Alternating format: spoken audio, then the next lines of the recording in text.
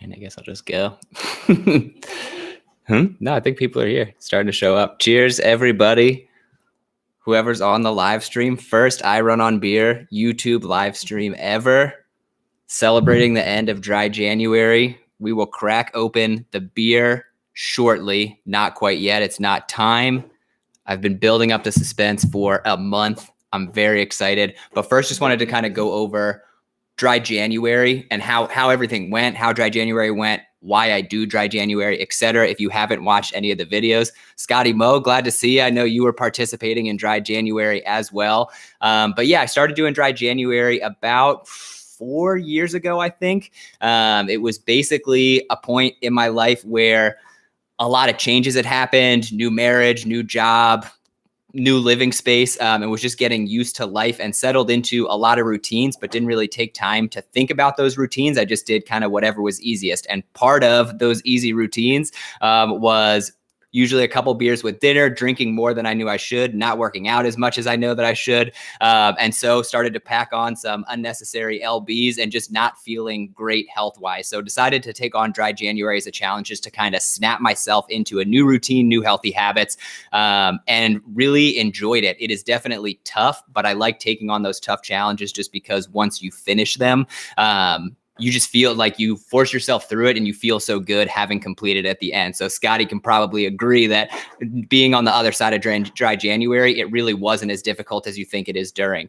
But yeah, so have been doing it since then. It's kind of taken different forms, but this year decided to participate with the Thirst for Knowledge podcast. If you're unfamiliar, definitely check them out. They are a phenomenal podcast who I was happy enough to join on one of their episodes a few months ago. But they do a dry January challenge every year and they add more than just the drinking. So it's not just going totally sober for the month, but they also added in a physical challenge and a nutritional challenge, which you could choose yourself. So if you didn't follow along with my dry January vlog updates, basically the challenges I took on for myself, obviously the sobriety, but then first for the nutrition challenge, I challenged myself to find and make a new healthy recipe to eat each week to kind of force myself to build some new habits because I fall into, again, with those same routines, just tend to eat a lot of the same things. And so challenged myself to seek out some new recipes to try, which ended up being a huge success. And then for the physical challenge, I know, again, for my running, strength training is so important. And I just barely ever do any kind of strength training or anything like that to supplement my running. So decided to work in 3 strength training workouts each week as well. So here we are, February 1st, dry January was successful. I managed to hit all of those goals. So feeling very good about that and very excited. And with that, I guess it's time to open up the beer. Again, if you weren't following along with some of the videos that I did, I have an aged Canadian breakfast stout from Founders that I got in 2019 that I have been saving. So now it seems like the most appropriate time to go ahead and crack this thing open. I have one more bottle saved as well. So I'll have to decide an appropriate date to crack into that. I should also mention, I'm going to be trying to pay attention to the chat on the side. If you have any questions about anything or just want to talk, this is also as much for me as it is for y'all to hang out. I know, like I said, Scotty participated in dry January as well. My wife's on the chat. She did a version of dry January also. And so this is just an opportunity to celebrate. We made it to February. We are another month into this lovely year of 2021. Does that not just look absolutely delicious? Congratulations also to Scotty. Yeah, following along with his story, an awesome weight loss journey through dry January. That is awesome. Incredible results. And again, that's one of the reasons that I like it, because I feel like just giving up alcohol can show you how much of a difference you can make if you pay a little bit more attention to your drinking habits. Again, speaking for myself personally, it really helped me when I first initially did the dry January. So kudos to you, man. That is awesome. Ian's here as well, my buddy from grad school. Thanks for joining me. He and I have been on a roller coaster following all of the AMC GameStop stories over the last couple of days. But yeah, cheers, everyone. Thanks for joining me. Let's get this party started. Oh, I think I have to say it after every beer I taste on YouTube. Tastes delicious. Tastes like victory. Was always one of my favorite beers. I was very disappointed when they canceled it or discontinued it. I'm hopeful that they discontinued it in the hopes of bringing it back. Eventually, they'll build up the hype. It got a little bit too popular, so now it'll be gone for a little while, and then hopefully they'll bring it back and surprise us all. But it is just so delicious. It's very, very heavy, but so refreshing. I don't know what the alcohol percentage is on this thing. 11.3% alcohol, so a pretty heavy beer, but it's got like a maple syrupy taste. You get a lot of the coffee notes on it. It is a delicious, delicious beer, perfect for toasting the end of dry January. Oh, also, I should note here at the beginning of the video, if you haven't been following along with some of my other dry January challenges, or you didn't see my last video, I'm giving away one of these iRunOnBeer trucker hats. So if you are interested in winning it, all you have to do is after the live stream ends, my last video, episode 4 of the Dry January vlog updates, you just have to comment on that video with what you think my total mileage was for the month of January. Seems easy enough. Throughout this live stream, I'm going to drop some hints that might help you make a more educated guess. So the longer you stick around, the more hints you'll get that will hopefully help you make a more accurate guess. But I guess I can jump into the first one right now, which may be helpful, may not, but just to give you an idea of kind of some ranges, some numbers that you're working with, I wanted to give you an idea of what my monthly totals look like last year. So in 2020, keep in mind, 2020 was a lower mileage year overall.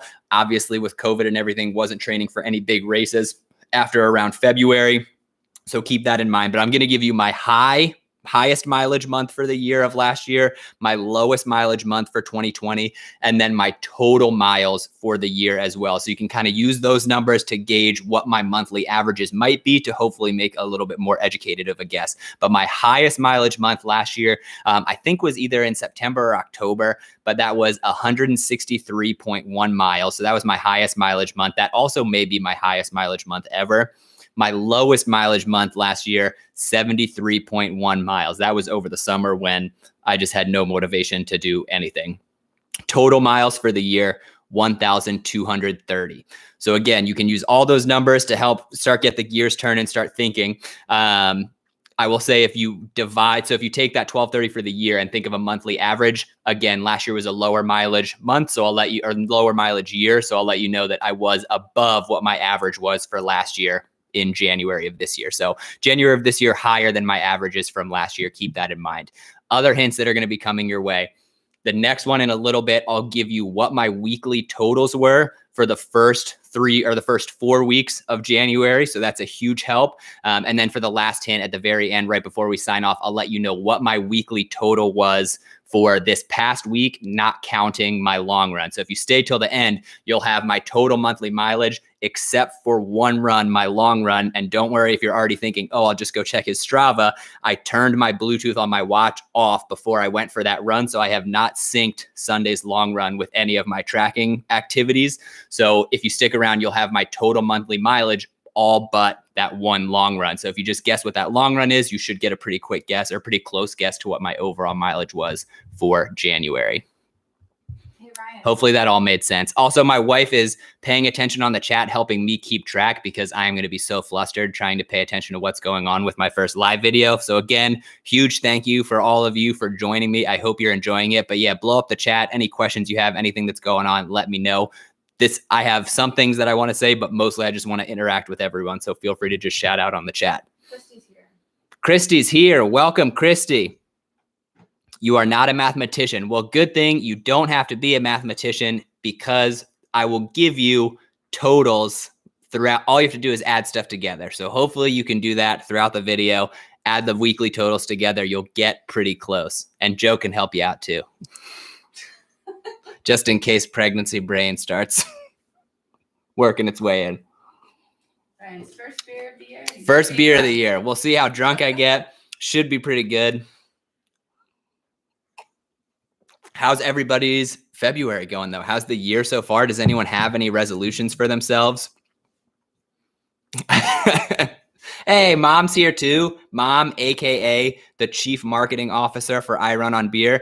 For those of you who don't know, my mom is easily my biggest fan and markets iRunOnBeer more than I do myself, which is why I gave her the title of Chief Marketing Officer. If you watch my Bandera video, the documentary covering my Bandera race, you can see her at several points handing out business cards to people on the course while I'm running the race. But yeah, huge fan. Thanks for always supporting me, Mom. Oh, Scotty, the beer cap map in the background. I can't believe you don't recognize the state of Delaware, home of our now president, Joseph Biden, also home state of yours truly, iRunOnBeer. We had a Delaware, and we still have a Delaware flag hanging up also since the inauguration, but proud Delawarean had to get the Delaware state flag with all of our beer caps from some of my favorite breweries. There's 3 slots left. I've been trying to save them for just caps for beers that like either favorite beers of mine or beers that I'm having for a special occasion. So who knows, maybe I'll add this Founders one here as well. But that's our Delaware beer cap. We also have a US map that we have on mounted on one of our walls that we're trying to fill out geographically, which is a challenge that that's an understatement. Yeah, we expected it to be tough, but it is way tougher than we anticipated initially. So we have the whole East Coast filled out for the most part, most of the West Coast, since most craft breweries that distribute nationally are West Coast based. And then anything from the West Coast, between the West Coast and the East Coast is pretty much empty. We did organize a beer trade with someone in Wisconsin one time. So Wisconsin's pretty full, took a road trip to Chicago. So we got Illinois stacked as well. What's the cap for Michigan? Oh, we have... I know we got Founders. Founder. We have Founders for Michigan. New who makes is it Spotted Cow? I think that's it. I think whatever we got, I know we got one of those, whatever the really sought after Wisconsin beer is. If it's Spotted Cow, apologies. If there are any craft beer people on here, they're going to hate me. But yeah, Michigan, we have Founders. I'm not going to remember because some of them are just logos. So I'd have to look up what the logos are. There's a Celtic triangle. I'm also about like 20 feet away from it. So I'm trying to squint to see what the bottle caps are and not having much success. Scotty ran a 100-miler this morning. Oh yeah. Scott just did the 48-hour 100-mile ultra marathon. So way to just blow all of us out of the water. Dry January and 100-miler. That's incredible. I am hoping that's one of my goals for this year is I would really like to. I did my first ultra marathon last year, the Bandera 100K. I would really like to tackle a 100-miler. I have found a race. I don't think I could do a 100-miler without a buddy. I would need a friend along for the ride to join me, keep me company, help keep me motivated for that long. So my friend who I ran Bandera with, having a hard time convincing him, but I think if I convince him to run a 24-hour race instead of a 100-miler, he'll be in and we'll do the 24-hour race, but secretly I will push him very hard throughout that 24 hours so that we hit 100 miles, thus completing a 100-mile race. Hopefully that makes sense. Christy can check my math. But yeah, I have a race picked out that's right by his hometown. So it would be easy. We could stay at his house. Everything would work. They're just waiting to get their COVID protocols approved. So they haven't opened registration yet, but that race would be in the first weekend in May. Until that happens, as far as stuff that I have coming up on the agenda or on the race calendar for the beginning of April. Yeah, beginning of April is the Hot Chocolate 15K. This will be my 3rd year running that race. And a huge announcement that I will tease since there's only a few people on the live chat. I don't feel as bad. I'm not sure if I can announce this, but I'll just go ahead and say it. Is I am going to be hosting the virtual finisher parties for all of the hot chocolate races this year. So very excited about that. I got to put some hot chocolate gear to celebrate the occasion. So if you're running any hot chocolate races, my wife's telling me I should uncross my arms. So if you're running any hot chocolate races, you'll see me at all of the finishers parties, which is pretty sweet. I'm very excited about that. And I would just highly encourage you to run their races. They're a lot of fun. Like I said, this is my 3rd year running the race. It's a great in-person race. You've got a ton of chocolate, a ton of great snacks. The swag that you get from the race is awesome. The medal that you get from the race is awesome. Like they just they put on a very, very fun event. And it's also not like super intense, super competitive. It's much more of just a fun race. So it's very approachable for runners of all levels. But what I really like was this past year. So last year was my second time running the race. When they had to shift virtual, they do a very good job mimicking the in-person experience in a virtual setting. So what I mean is they put in a lot of work. They go out of their way to try to add to the experience of running a virtual race. So even though we're all running the races on our own, they do a lot to bring the community of runners together so it feels more like a race. But highly recommend. It's an incredible race. I can't speak highly enough of them. Obviously, I enjoy them. I'm hosting their finishers parties, but I love their races. And I was signed up for their race before that offer came about. So very excited, and hopefully I'll see some of y'all at the races as well. Mom's doing Philly Hot Chocolate 15K. Awesome. It is virtual this year, so maybe I can coordinate coming down to Delaware and we can run the virtual race together. And Scotty's doing the 15K in April as well. Awesome.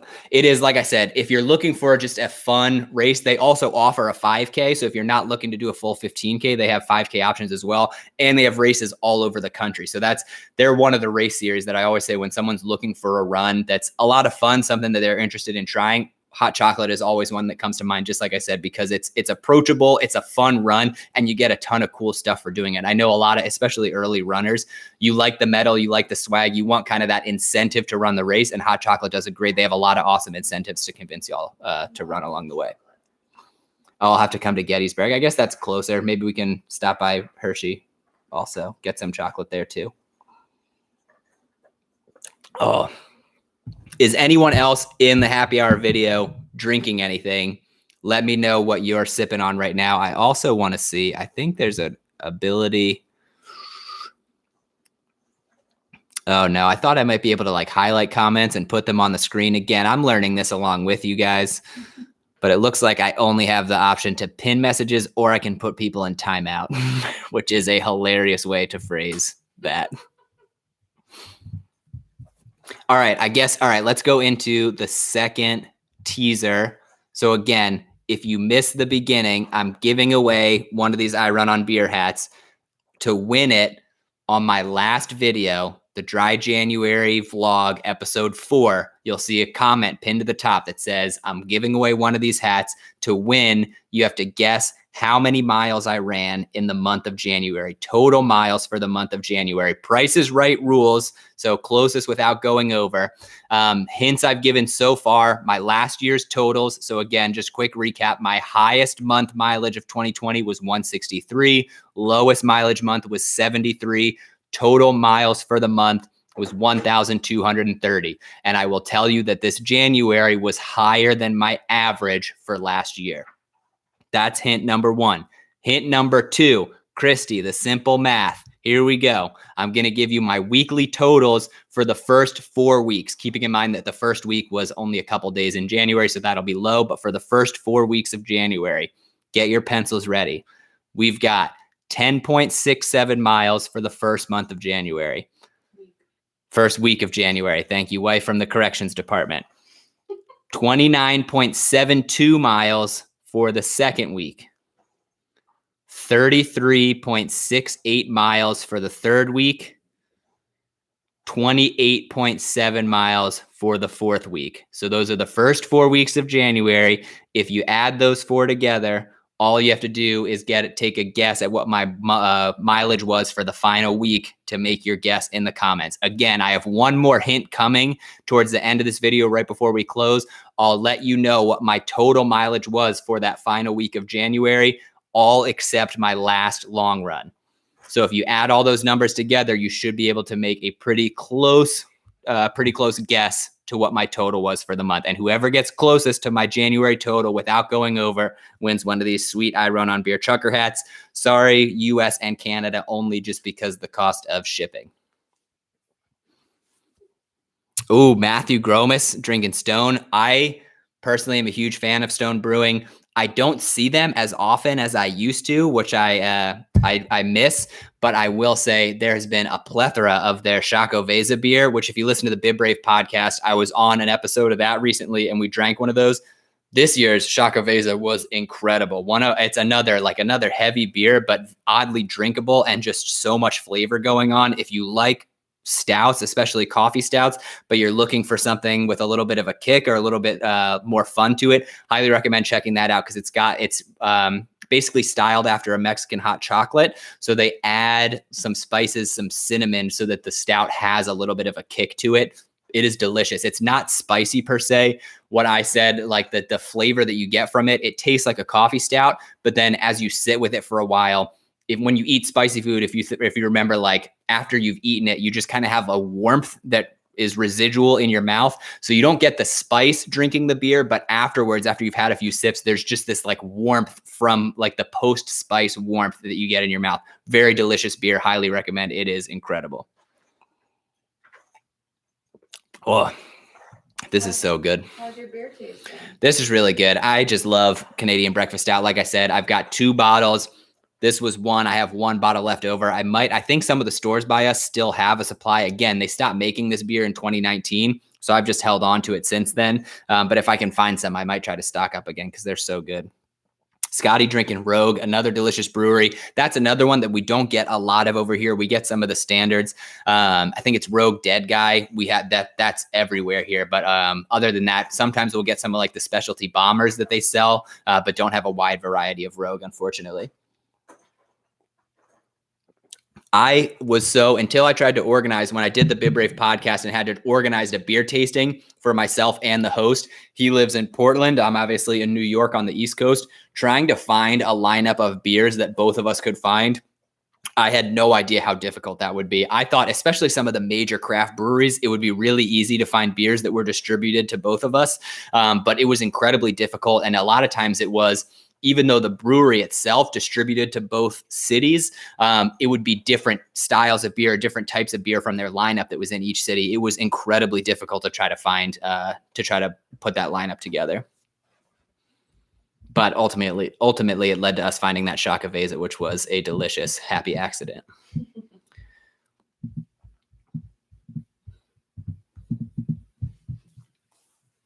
Scotty, I am interested in the chat because I know you participated in the Thirst for Knowledge Dry January. Did you do a nutritional or a physical challenge? And I've tried to remember. So like I mentioned, we had to do a nutritional and a physical challenge you could create for yourself. So my nutritional challenge was to find and cook unique recipes every week for the month of January. So 1 recipe per week. And I was trying to remember all the ones we did. We found all of them were from the Runner's World Cookbook, which I've had for probably 6 or 7 years at this point, and just I used it a lot when I first got it and then just kind of stowed it away. But we made crock pot clam chowder, which was phenomenal. That was an incredible recipe. We made a lo mein and peanut sauce, which was supposed to have chicken in it, but I forgot to defrost the chicken, which was a huge mistake. But the noodles, just with the peanut sauce, was delicious. I would say that was probably my second favorite of the meals that we made. We made a pork loin with winter vegetables, which did not turn out well. I think mostly was mistakes by us for how we prepared it. Mistakes on me for how I prepared it. But it also had fennel, which I had never had before. And I hate it. I absolutely hate it. I hate black licorice. I did not know that that's what fennel tasted like. And oh my God, would not recommend. If you like licorice, great for you. You would love this recipe. Go chew on some fennel. I could not do it. It was so gross. I'm trying to think of what the other ones made. So 2 weeks ago, we did tortellini with asparagus and mushrooms and pesto. That was incredible. I have a hard time with vegetables, but mushrooms I love. I don't think that's technically a vegetable, but oh my God, it was so good. And then that's number 1. And then last week I made homemade turkey feta meatballs with penne pasta in a homemade marinara sauce. And that was also phenomenal. I would say the meatballs and the peanut noodles are tied for second, but that tortellini is definitely number 1. But overall, great success. I haven't cooked that. I probably didn't cook 5 recipes in all of 2020. So already in January, way ahead of where I was at last year.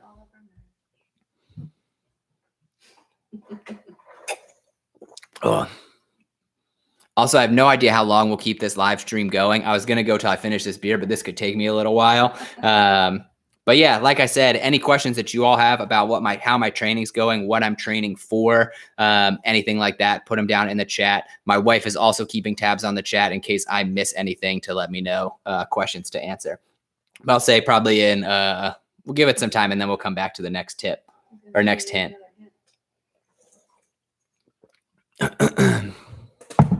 This is so good. I love this beer.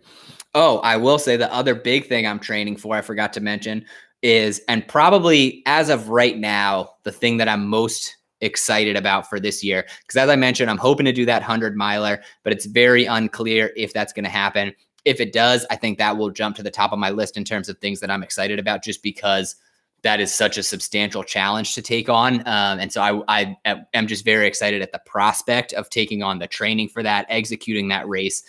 There's so many variables. Again, the furthest I've run is 100 kilometers. So this is a massive step up from that. And we'll just be very excited for putting together the training for that. But what I will say is, so what I'm currently most excited for is in April, middle of April, my coach actually floated this idea to me a year or two ago. And just, we haven't been able to coordinate schedules to make it work, but we figured this was the year to do it.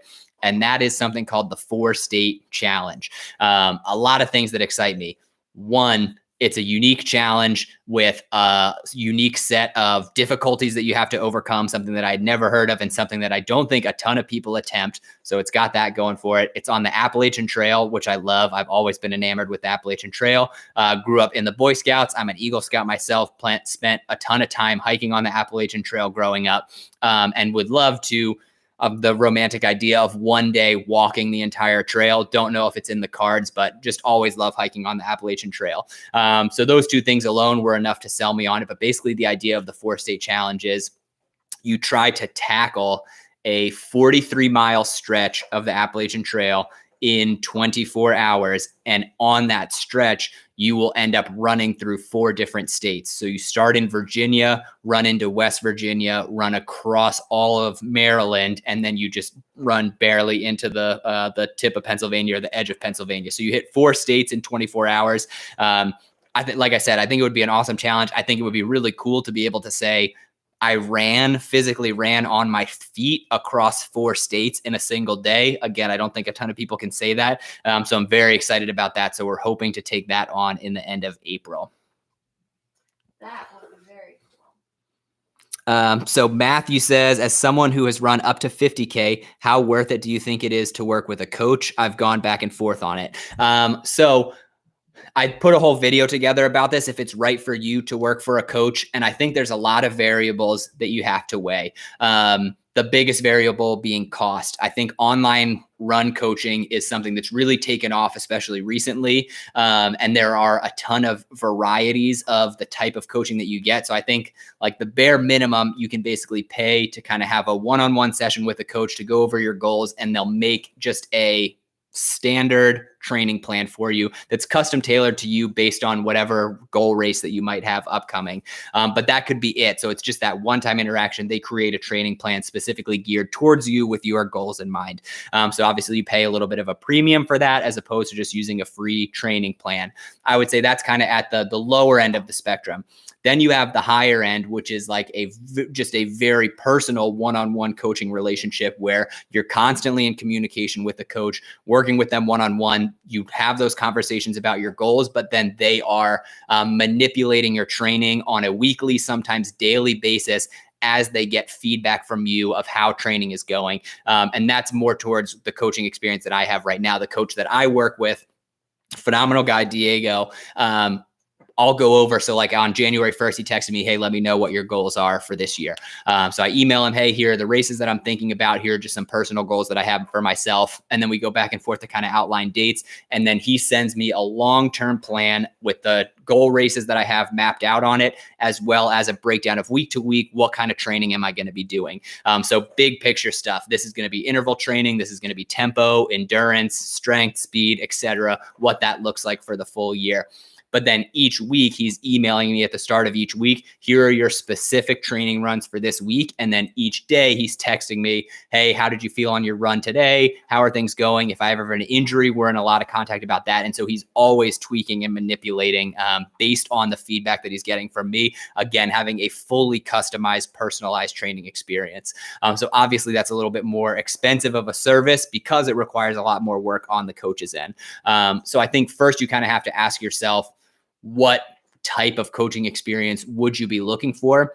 But in terms of, is it worth it? I always say 100%. Obviously it's easy for me to say, just because my coach and I have a deal worked out where obviously he's coaching me in exchange for some promotion of his business as well. And just promoting that relationship that we have. So I don't have to physically pay the premium that coaching like that would normally cost.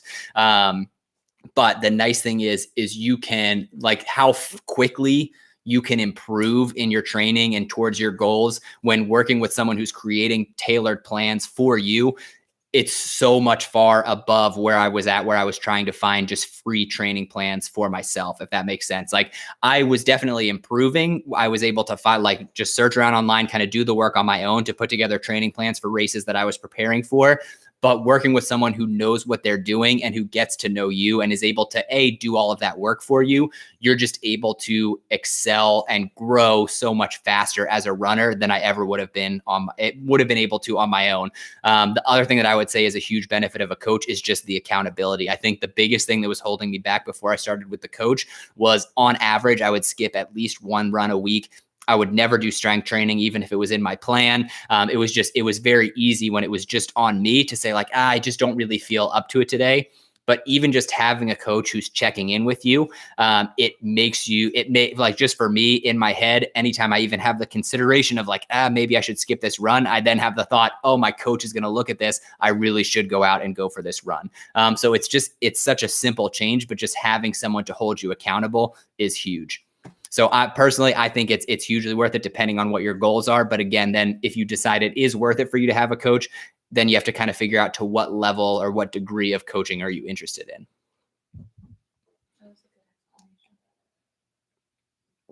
I also tend to be very long-winded in my responses. So if you need me to clarify anything, please let me know. I'm happy to do that.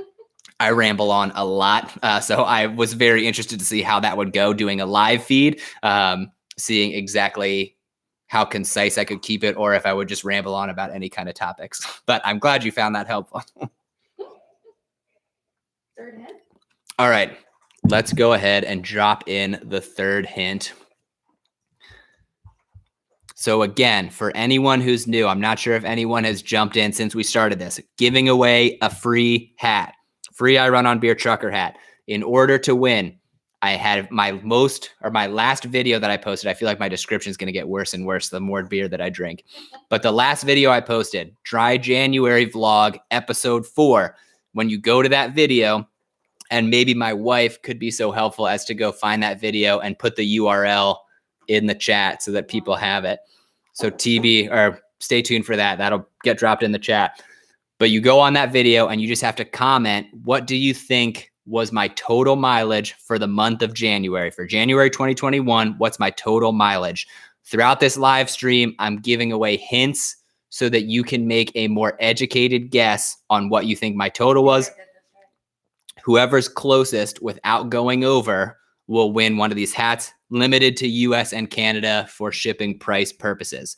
So just to recap of the hints, the hint 1 from the beginning of the video, just giving you my totals from last year so you have an idea of some averages to work with. My highest mileage month of 2020 was 163 miles.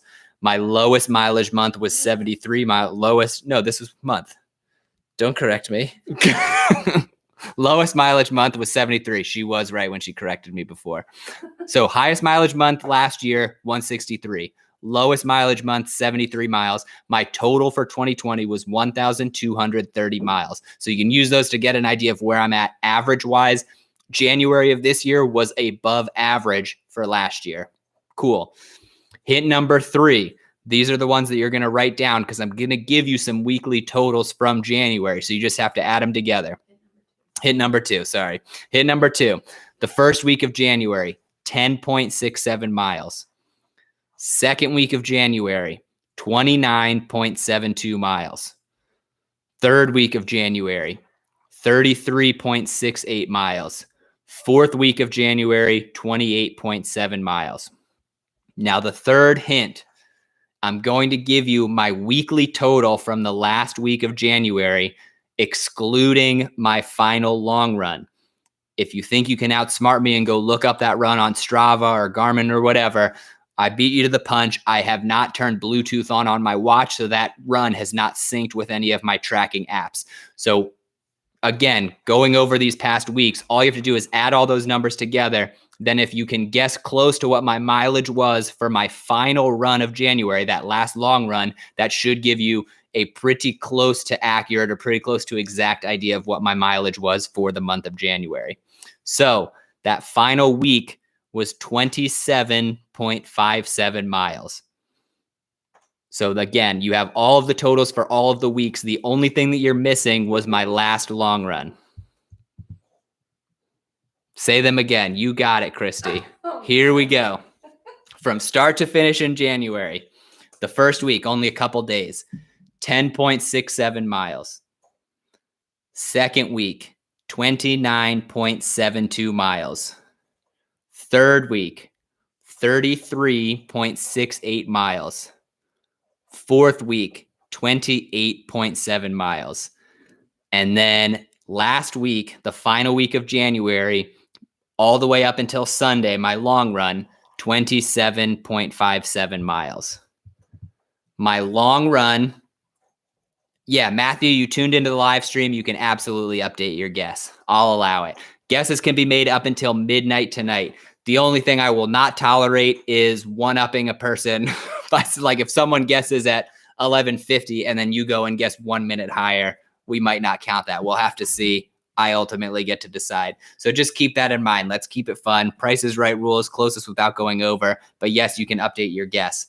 My final run, just so you know what the run was, it was a 2-hour endurance run. So I went out and ran for 2 hours. But in the middle of that run, I did 3 8-minute sprints and 8-minute tempo runs with 4-minute rest. So 8 minutes of running, 4 minutes of walking. So you just have some of that mixed in the middle. But the total time of the run was 2 hours. Man, that was a lot of numbers. My brain hurts. My brain hurts, and I know the answer.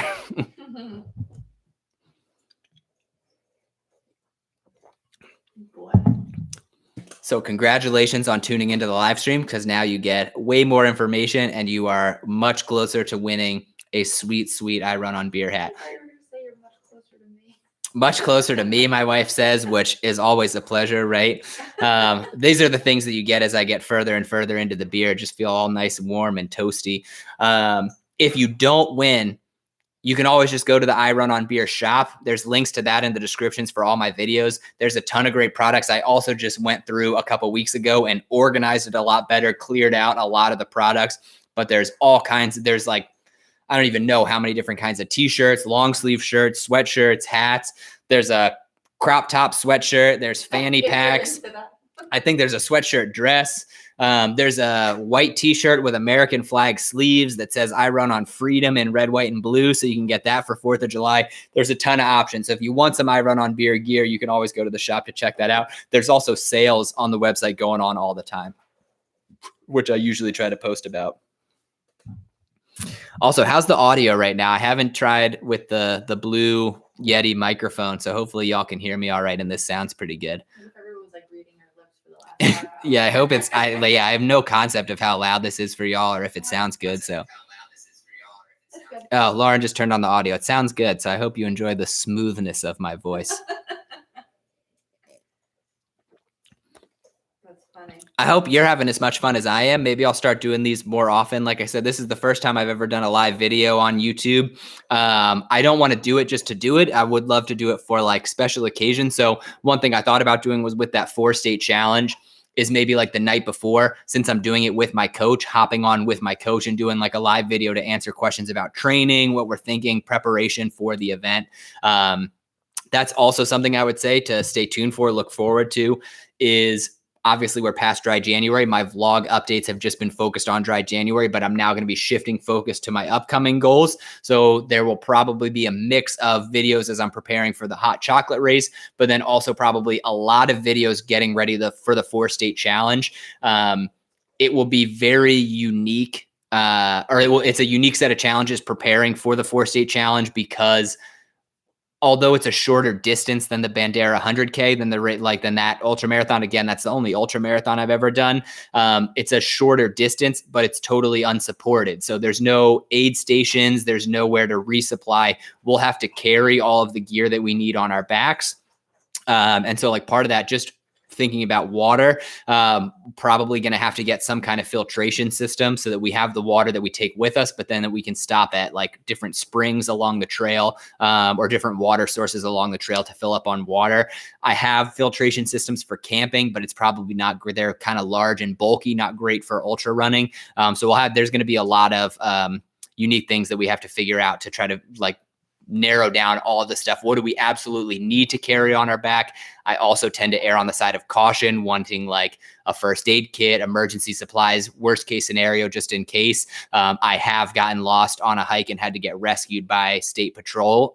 So understand the importance of having some of those survival necessities with you, no matter how safe you think you might be. So it's going to be a lot of kind of finagling the gear choices that I need to make over the next couple months to prepare for that. Ryan, hold your glass. Oh, Scotty wants to cheers. Scotty, thank you for participating in the Dry January Challenge as well. It should be a lot of fun, or it was a lot of fun. Oh boy, good beer. Also, another part of the Dry January Challenge, very exciting. This weekend, I'm not sure when the episode is going to air, so I'll make sure to update that on social media and everything, but I'm recording another podcast with the Thirst for Knowledge guys. I mentioned they're the ones who organize this Dry January Challenge, and for their specific challenge, there's 3 guys who do the podcast. As part of the Dry January Challenge, they are going to now run a beer mile sometime in the future, probably I would guess March or April, because they want time to prepare for it. But they're going to be running a beer mile, and I will kind of be the consultant to help. If you didn't see my beer mile video, definitely go back and check that out. That was a wild ride, but ended up being way more successful than I was anticipating.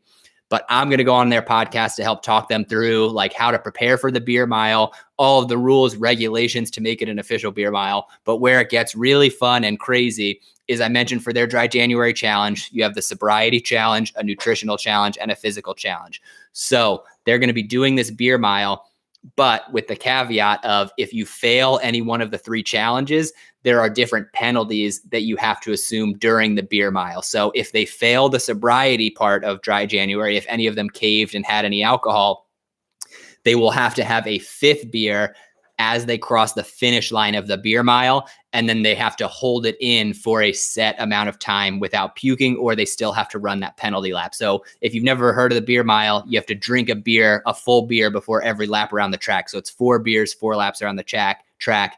If they didn't pass the sobriety part of Dry January, they'll have to drink a 5th beer as soon as they cross the finish line. If they failed the nutritional component of Dry January, before every lap, they'll have to drink the beer, but they will also have to eat a standard Taco Bell taco. So if they failed the nutritional challenge, it is 4 beers, 4 tacos, and 4 laps around the track. Then the physical challenge, if they failed the physical part of the Dry January Challenge, then they have to wear a weighted vest when they run the beer mile. So it should be a lot of fun. I'm really excited to consult on the beer mile. Like I said, my beer mile went a lot more successfully than I was anticipating. So I'm eager to see how they're feeling going into it, how prepared they think they are, and what ideas they have to start preparing themselves for the beer mile, because it is a fickle beast. It sounds hard, but executing the beer mile is even harder than it sounds. So I am just very excited to watch others take it on and see if they have as much fun with it as I did. If you've never run a beer mile, I would highly encourage it, just as it's an experience you should have. It is a wild ride. It's interesting to see what every person's weakness is. I said my personal weakness was the chugging, and that remains to be true. If you watch my beer mile video, you can see in a split second, right as I begin the fourth lap, as I put back that fourth beer, the moment I lower it from my lips, it's quick, but you just see this grimace, and that grimace was feeling all the foam come basically all the way up to the brink of my throat, and then trying to force it back down so that I could start running. It is a challenge, but it's a lot of fun. And so if you watch the video, I encourage you to go back, watch it. And like I said, if you can catch that moment right as soon as the fourth beer finishes, you can see I was so close to losing it all. Christy, how's the beer? It is so good. As I said, I'm very warm and fuzzy. It's a delicious beer. It gets better and better with each sip. It's a very hearty, soul-warming beer. In the winter, this is like bourbon aged or just any kind of barrel-aged stouts. That's my winter beer of choice. I only want one. It's just to cap off the evening, and it's also not something that I can have frequently because, again, if I have to have this and then try to wake up and be productive in the morning, it doesn't feel like it'll do that much, but I just don't sleep as great afterwards. But it is just, if I can sip on it slow and just enjoy it, that's all I want in the winter, especially since we have like 1.5 feet of snow outside. I'll have to go out. I already shoveled once today. I'll probably have to go out in the morning and shovel again. This is what I want to warm my soul before having to think about needing to go outside in that cold again. What's up, baby? Happy hour. Here we are. Thanks everyone for joining in. Have you tried Sam Adams cold snap? I think I have had dry January. I think I have had Sam Adams cold snap. Sorry, I'm reading too many comments at once.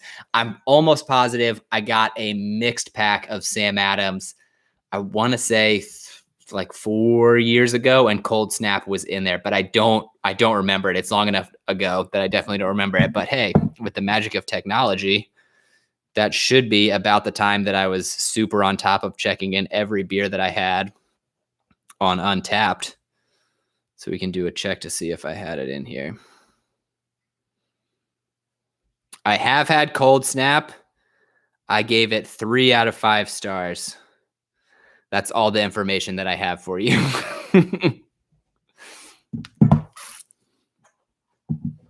Oh, they only make it this month. I'm a fan of limited release beers. I mean, I know that they probably do it just to get people excited about it and make you feel like you have to get it when it comes out. And that gimmick 100% works on me. Christy just texted me laughing. I've had a dry January. Mm-hmm. Christy had a dry January, put it in a text message, but not on the chat. You can't whisper it to me. I'm live. I'm going to say it to the people. That's on purpose, but never mind. Anyway. But yeah, cold snap, very good. Or okay, 3 out of 5. My rating system is all over the board. It really just depends what I'm in the mood for. Typically, if I'm thinking about a 5-star system, this is how I try to picture it in my head. 1 star, I hated it. I'll pour it out. Like I'm not even going to finish it. It's gross. 2, it's okay. I don't love it, but I'll finish it because it's beer and it's in front of me and I don't want to waste it. 3 is just middle of the road. This is a beer. I enjoy it. Like it's good. It's fine, but it's nothing to write home about. 4, I like it. And if I had the chance to drink it again, I would. It's a good beer. I like it. I'll drink it again. 5, I love this beer. I am actively going out to find it again because I want to have it again. So that's the rating system I have for myself to try to have some kind of organization whenever I do beer ratings. If anybody watched or knows about Treehouse Brewery, I just posted the video a couple weeks ago. My wife and I went up to Massachusetts to Treehouse Brewery. You can only get their beers at the actual facility. They don't distribute at all. They're a highly sought after brewery. They have definitely a cult following. But they're known for just making incredibly fresh and delicious beers. And so we went up there in November, beginning of November, and we got a mixed 24 pack, 24 different kinds of beer from there, and then tasted our way through that 24 pack. as well as a couple off. We got like just some mixed 4-packs and stuff as well. So just put together a video tasting our way through all of those beers. So if you're interested to see how that turned out, you can find that video as well. But that was a lot of fun. I'm also very excited because a close friend of mine just went up to Treehouse and he texted me last Thursday and said, "Hey, I have a surprise for you to celebrate the end of dry January." And so he went up to Treehouse and snagged me a few more beers from them, including a lot that I have not tried before. So I'm very excited once we can actually get out of our apartment and drive around again to go meet up with him to pick up some of those delicious new beers to try. But yeah, love Treehouse. Treehouse Glass, obviously a big fan of Treehouse. I just wish it was closer so that we could get there more often. But I also think the allure of it being so far away makes it even more delicious. I also just can't wait for COVID to be over because I've only been to the brewery twice, once in the original location where it was a tiny little barn that you had to go to. And they didn't have a license to let you drink on site. So you could literally, for me to go from Long Island, it's 6 hours round trip. I just had to drive up there, pick up the beer, and then drive home. You couldn't even try any of it at the brewery. Their new facility, you can drink on site, but they've shut that down during COVID. They're only open for pickups. So I am just dying for them for the COVID situation to get somewhat better so that they can open up in-person drinking again, because their new facility is huge. You can look it up online. It's beautiful. It's like this massive farm. They have this huge actual brewing facility, a bunch of picnic pavilions. It's a beautiful location. I would love to go up there with some friends and actually get to just like spend the day there. But yeah, who knows when that'll be. But I'm noticing the time. We've been 50 minutes. This has been a solid live stream. So thank you everyone for joining. And I just want to say again, so as soon as this is over, go to that video, the Dry January vlog, episode 4. Lauren's going to put it in the chat so that you have the link to it. But go and comment what you think my total mileage was for the month of January. Whoever comes closest without going over is going to win a free iRunOnBeer trucker hat. So I'll message you or I'll shoot you my information so that we can be in touch to work out the details of that. But yeah, thank you all for joining me for this happy hour. Dry January is over. Praise the Lord. Praise Jesus. Hooray. We can drink beer again. I am definitely going to make up for dry January with a very, very wet February, which I keep saying, but it does not sound good anytime it comes out. I don't know what else to call it. So if anybody has an idea for a term for February besides wet February, please let me know, because there's got to be a better way to talk about it. But yeah, excited for February, excited for it not to be dry anymore, and just looking for a phenomenal year. So thank you for joining me for happy hour. Hopefully we'll do some more of these in the future. And I hope you'll stick around for the videos that I have coming out and moving forward. So cheers, everybody. This was a delicious beer, and I will see you around.